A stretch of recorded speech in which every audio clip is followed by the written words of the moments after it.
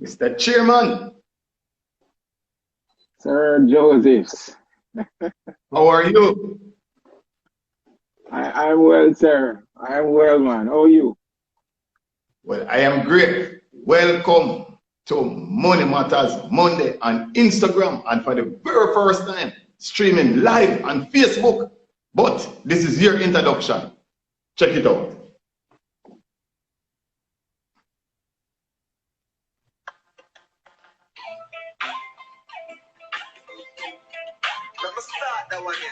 You hearing it? Yes, man. I'm hearing. My drip, drip, my drip. Okay. Yes. Well, Yeah, Mr. man. Chairman, Yeah, thank you for having me. entrepreneurs. Yes, man. Entrepreneurs, they have big dreams. Small businesses have dreams. Yes.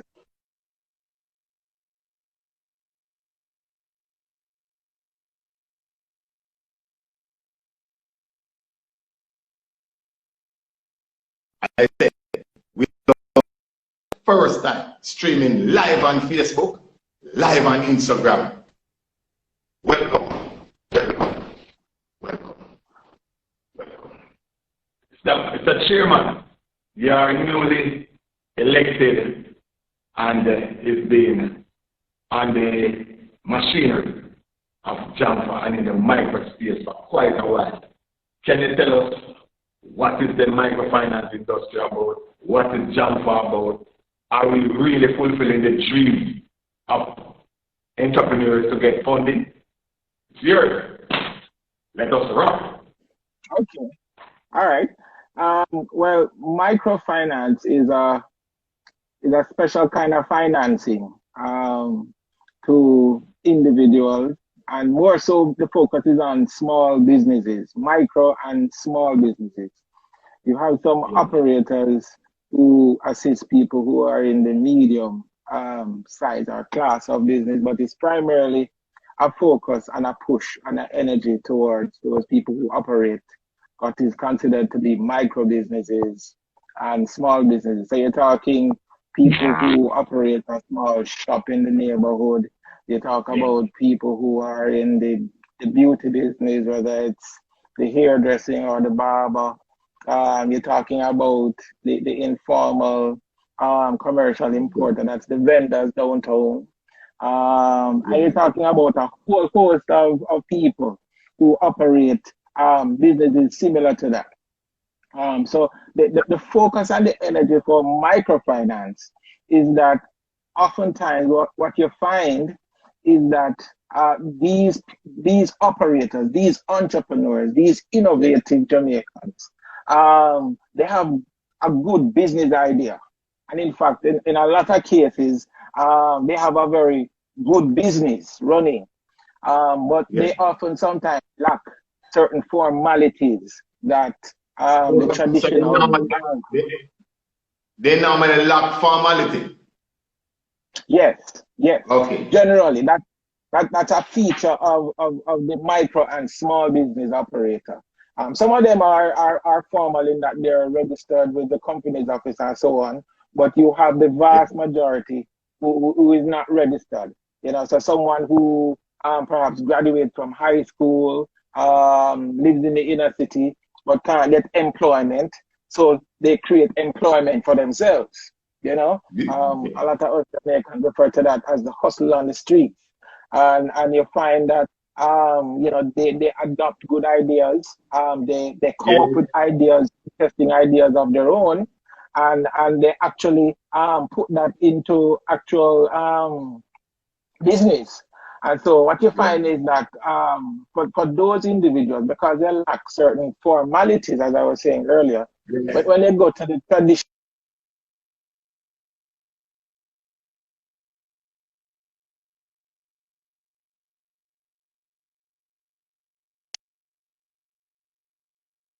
conversation about what your business is like. And so you find often that with that inability to access funding from those traditional sources, microfinance companies, or as we are now being called, microcredit institutions, fill that void by providing that financing, but with an appreciation of the limitations that come with the borrower. And what you find happening is that the microcredit institution will step up in terms of that assessment that the banks would probably not want to do, and fill in the blanks to be able to understand what that entrepreneur is doing, and determine whether or not providing the financing to that person merits the loan, you know? So that's really what microfinance. So it's more niche. It's more a niche, yes, because the banks are pushing other institutions won't take them on. So it's probably more a niche then. So microfinance is like a subset of the wider financing available. Of that very big space. Because it's a very big space. And what you find happening is that microcredit institutions have been creative over the years. In fact, microcredit as a business or as an industry has been around for close to, in excess of, I think, 3 decades. So over time, the operators in this space have developed, a unique way of understanding the market, and have facilitated the people who operate these small businesses with their varying needs and wants, and where they want to venture into. So microcredit has also been creative and innovative in enabling them to do things that are not necessarily traditional either.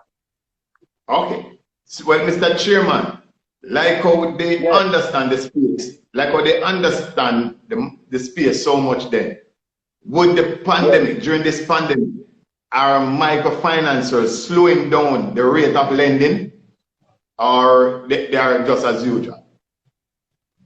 Well, it's a mixed basket, and I tell you why. Because you have younger players who are in the business newly, and what I must say is that often you find that a microcredit operator is usually largely self-funded, meaning that they recognize that this is a business opportunity that they can create for themselves, and so they go out and mortgage their house. They go out and they take loans from other larger institutions. They get money from family, and so you find that their capital base is not as deeply entrenched as some of the long-standing institutions in the space. So what you find happening, why I say it's a mixed basket, is that you find that those who are the newer players in the market, the pandemic is really creating a major havoc for them, because their risk, when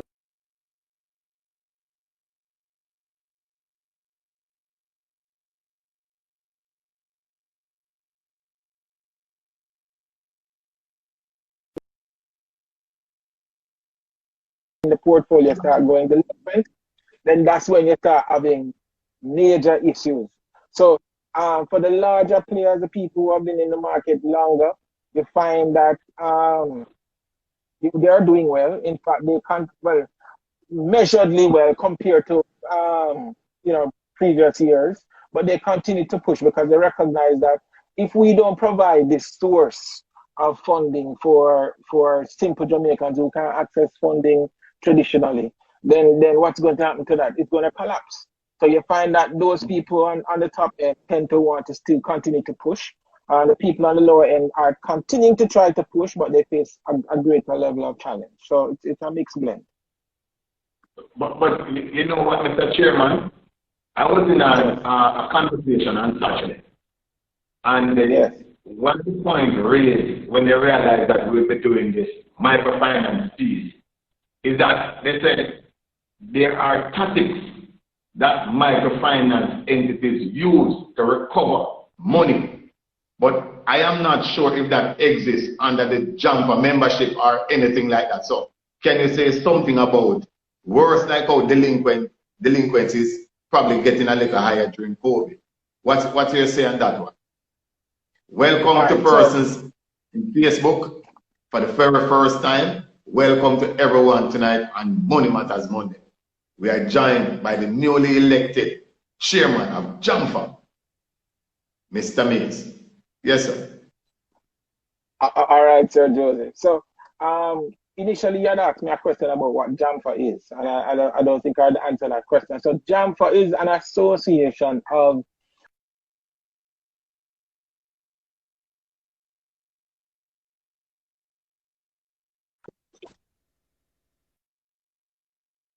that must be met.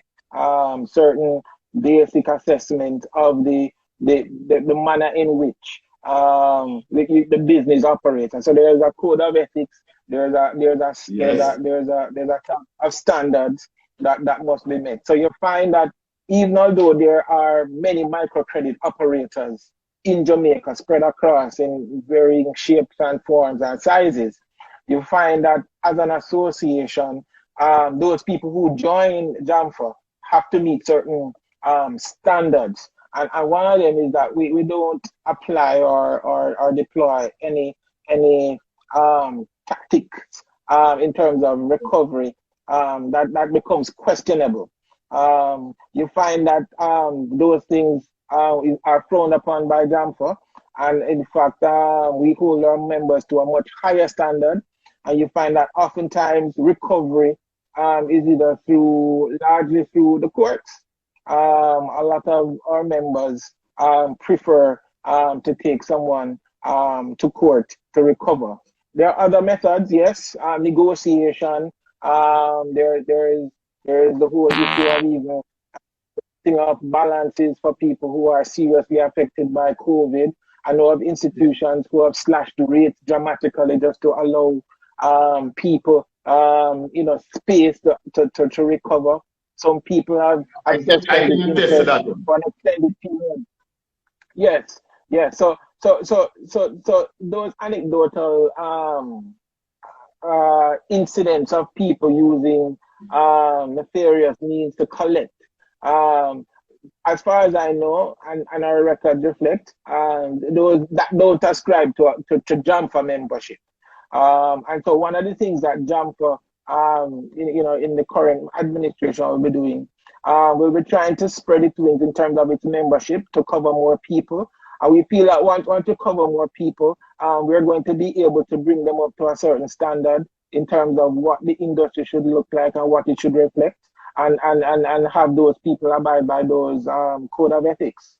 But we don't utilize those methods that creates a concern in respect of ethics by members of JaMFA. All right. So this platform was originally geared towards entrepreneurs and bringing out awareness to how they can lift themselves during this whole COVID. That's the genesis of this. And I am happy for what you have said. What I want to know is that microfinance under your umbrella, they are able to give loans or disbursement within 24 hours prior to COVID. You think that is still taking place? Because I want entrepreneurs tonight to can come to a microfinance entity and say, I know I can get funding as long as I meet the criteria. They don't have to think twice. They just ring the microfinance entity. Yes, and in fact, I think that is also one of the significant feature that distinguishes the microcredit institution from the traditional lending companies or banks. The responsiveness. Banks back in the days, and I think even larger today, you apply for a loan and you almost forget that you applied for a loan. And so any reasonable entrepreneur who recognizes that, look here, I see an opportunity in the market today and I want to take advantage of that opportunity. By the time the banks wake up from sleeping and approve that loan, that opportunity or opportunities have vanished. And so what you find happening is that microcredit institutions are so responsive. In fact, it is built into how they operate that they recognize that when somebody comes to us, they want the need today. Not next week, not the week after. And as you rightly said, once the conditions set by those institutions are met, more than likely, you even get it in the same day. Well, I know entrepreneurs will be enlightened and delighted right now hearing that microcredit and microfinance companies are a decent financial provider that they can walk into. They have conditions, they have terms, and they have good rates. So they don't need to. Entrepreneurs have a dream, as we say. We open up with Nesbet music. Dream, right? My dream. I tell you something, Joseph. I was recently looking at some of the current credit card rates out there, and you're talking somewhere upward north of 37% per annum. And a lot of our members are charging way less than 20% per annum on a number of their loans. So coming to us in terms of costing, when you look at it, it works out better. And even and some when you look at even the business loans are normally a cheaper rate than the consumer loan, those individual loans. Yes. Yeah. Okay. Yes. And then you find what some microcredit institutions are doing is that where you establish a good credit with them, a good credit history, you know, you've borrowed more than once, you find that the rates are adjusted. You find that even if you don't have all the collateral to secure the loan, they're willing to lend you more than what they would ordinarily lend you under certain circumstances. And you find that they're willing to build on whatever legacy you're developing. So you find that microcredit institutions are responding and have traditionally been responding to the needs of regular Jamaicans. And I think if you talk to those people who have really done serious business with a lot of the microcredit institutions, they'll tell you, look here, you know, I started out with a little hand cart on the side of the road. Right now, we may have 6 shops over 6 different communities simply because I was being helped by microcredit institutions. And a lot of our members too, I think I know of a few who also provide counseling, business counseling. So you don't just walk in and get the money and then you go out and it's you alone and whoever out there trying to fudge it through and to make sense of how you manage money. You get real counseling, how to use the money, how to invest it, how to make sure so you can control it and make a decent return so your business expand. And the ideas about how you can expand your business is part of the feature that microcredit institutions provide.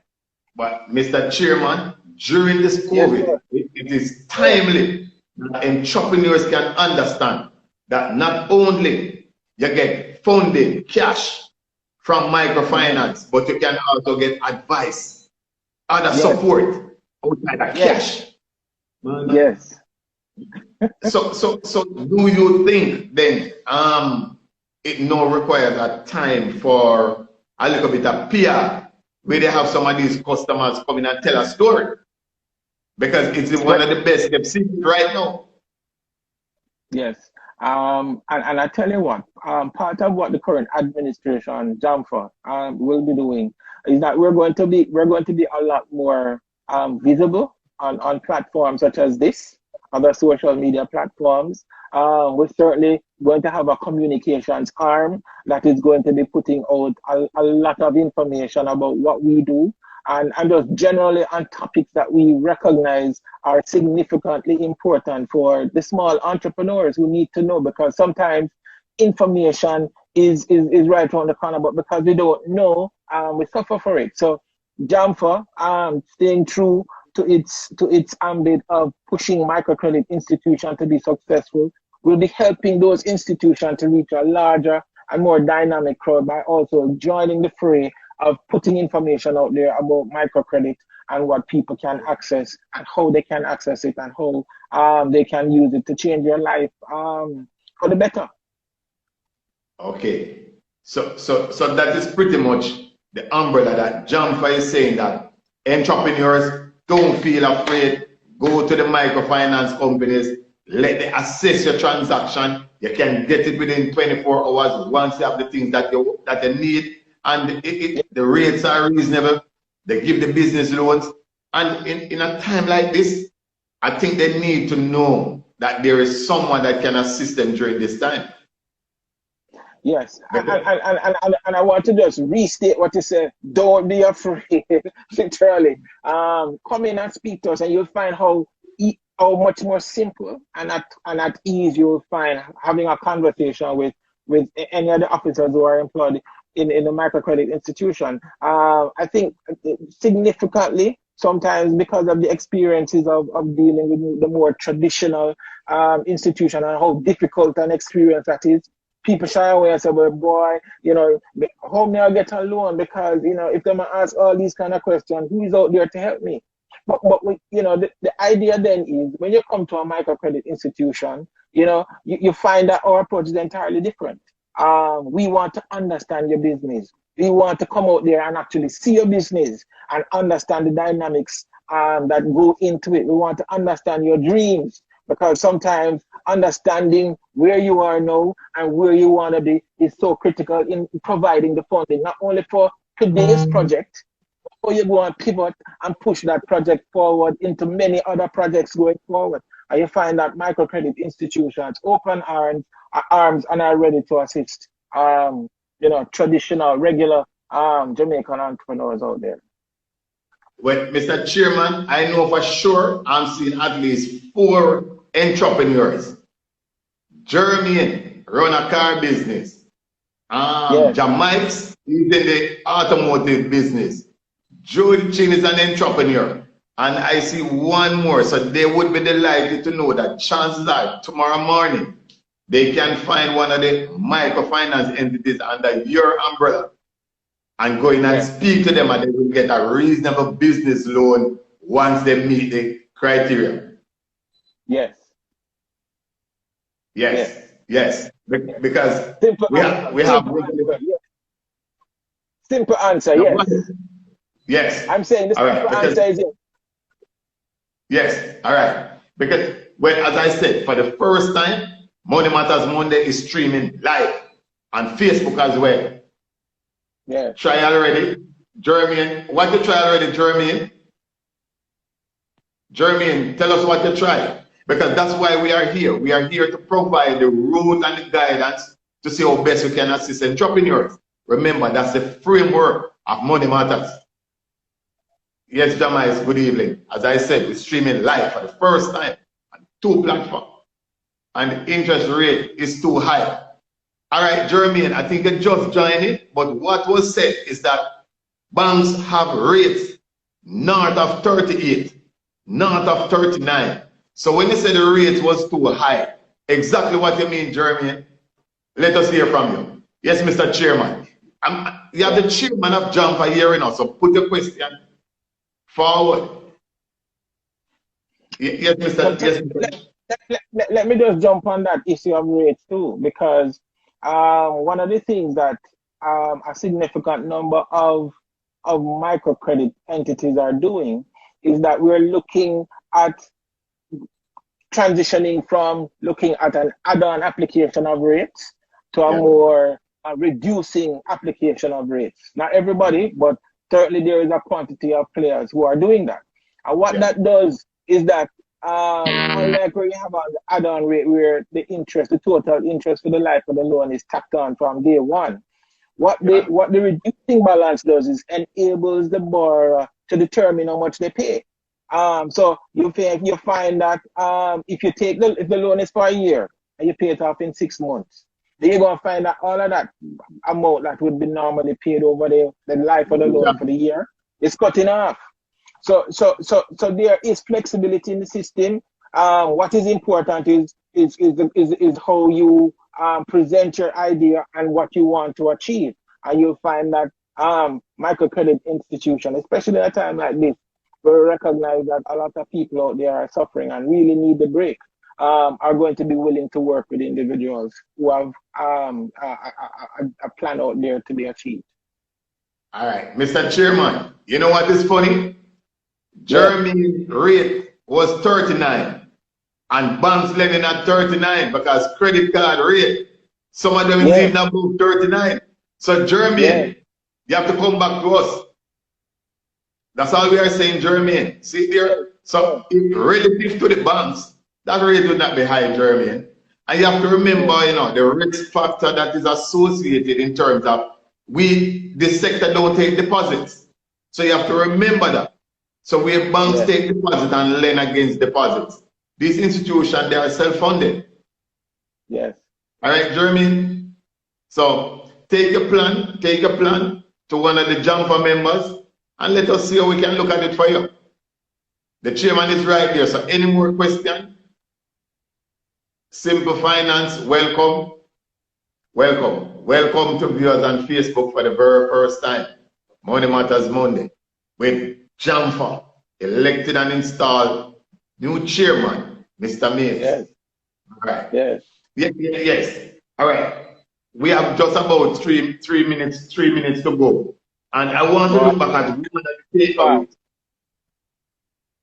I want to look back at one of the takeaways where is the responsiveness. And I think that probably can address German, a piece of German thing, because I charge 39 and the bank charge 39 on the credit card. But they get the approval the same day and the bank takes 3 months to approve that credit card for you with a whole heap of question around it. I don't know which one will be better. Probably these are the things that we have to weigh. Yes. Responsiveness. There's a cost to responsiveness. Same time. Quick. Yes. Quick. Yes. Because I like this one as a takeaway. The microfinance company's responsiveness to the borrower's need, to the entrepreneur's need, especially the small business need. A quick turnaround.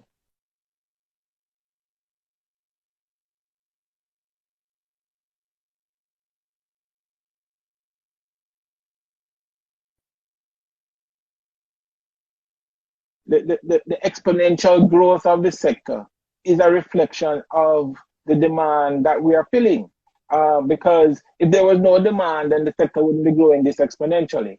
So people are actually mining benefits, significant benefits, from dealing with microfinance institutions instead of dealing with the traditional institutions that are somewhat limited in terms of how they see the entrepreneurs, one, and their responsiveness, the level of responsiveness that they can provide. Okay, all right. We're good. Jeremy is asking again about credit reports. Not all the microfinance entities actually do credit reporting. So I don't think that credit reporting, and the credit reporting is pretty new to Jamaica. So I don't think that is a benchmark to give a person the loan or to deny them the loan at this stage, at this early stage, right? But I tell you, Joseph, even without the question of the credit report, what you find happening is that a lot of times when someone approaches the bank and they do their credit report, and the credit report may not be the pristine, clean, nice credit report they want to look at, and that loan is denied. If they go and sit with a microcredit institution, that microcredit institution is going to assess on a more detailed and personal level the situation affecting that individual, and you may find that that person gets the loan rather than the bank that's a decline. And so what you find out is that microcredit operators are significant risk takers. But I think part of the reason why they are so significant risk takers, because they themselves are entrepreneurs. And so they understand the road to get to where they are today. And so they are willing to say, well, boy, this man is going down a road that is risky, but I'm also on a journey that is risky. So we're going to join each other and see where it takes us. So you find that the appetite for taking on risk and challenge and things that are new and novel, it resides significantly in microcredit entities rather than the traditional people who have, regular parameters within which they must operate. We actually on the time, but there is 2 questions. Welcome, Katie Bailey, because I'm seeing Katie Bailey for the first time. She's agreeing with what is being said. And Authentic Fragrance is asking what ways to find is your microfinance members, they are listed on a platform or something that Authentic Fragrance could go and find one of your members?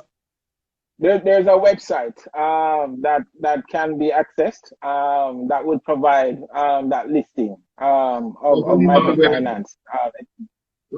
I think it's www.jamfa.com. I think that's the information that I have in respect of the website. Okay, Authentic Fragrance, I hope we have been able to assist you tonight. Jeremy, and I hope we have been able to do likewise. For the first time for persons just joining us, we are streaming on Facebook Live, another history-making night on Money Matters Monday. Another history-making, newly elected, and installed chairman of JaMFA. I think it's over 10 years this association is in place.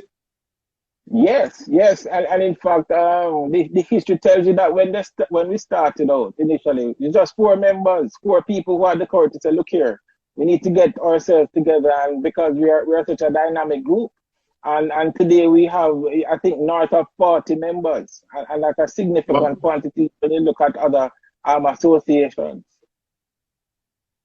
All right. Don't take the microfinance sector lightly. It is there to assist and provide funding for entrepreneurs, small businesses at reasonable rate while you meet the criteria. That's all we are saying. Any parting words, Mr. Mais? We're out of time. It's actually 9:32. Time runs so fast. Entrepreneurs are there dreaming. They're going to dream tonight. How can I get a loan tomorrow morning from one of your membership? We want them to keep dreaming because that's how great men are born. All right. Yes. So my parting word is simply that, listen, don't give up on your dreams. You know, don't give up on that ambition to be that dynamic entrepreneur that you've always been dreaming. And you know you can be. Take up the phone, make the phone call. That's the first big step, right? If you don't make that first step, then you're putting your dream on pause. And I'm saying, make the call, and you're going to find how your life is going to change for the better. Yeah. I think 20 years ago when Elon Musk was dreaming that he wanted to build electric cars, 20 years ago he was at zero.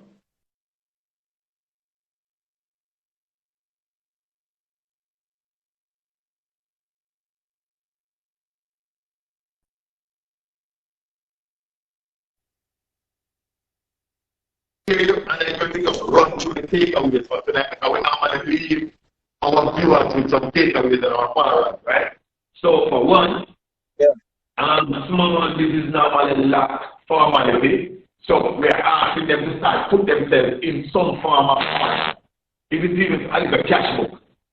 Yeah, if it's even a little cash book, a little receipt and payment, something like that. So when you go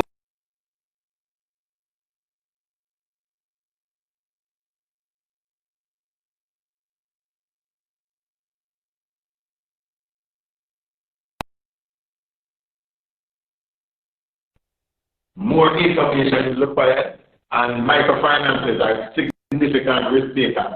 Well, welcome, Claudia, but we are closing out at 9:05, right? You remember the program starts Jamaica time 8:30, finishes Eastern Standard Time 9 o'clock. So we are actually running a little over. So for the very first time again, we repeat. Go ahead, Mr. Chairman. I was saying, you can always extend an invitation again, and I'll be more than willing to be back on your program to discuss other aspects of microcredit and how it can impact your viewers, because I'm sure a lot of people have keen interest in some of the other things that we may need to have a discussion on. Yes, we will, Mr. Chairman, and we are happy to have you, sir.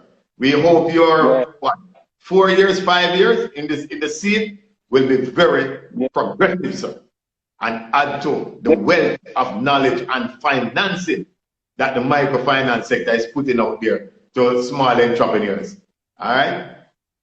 But Blossom, you are joining when we are leaving. I can repeat, thanks for coming on, but I can't stay for you. We have to go. Thanks, Phil. Thanks, everybody, for joining again. Money Matters Monday. Catch up. And the next co-host, we don't know who. Signing out. Thank you, sir. All right. Have a good evening. Yeah.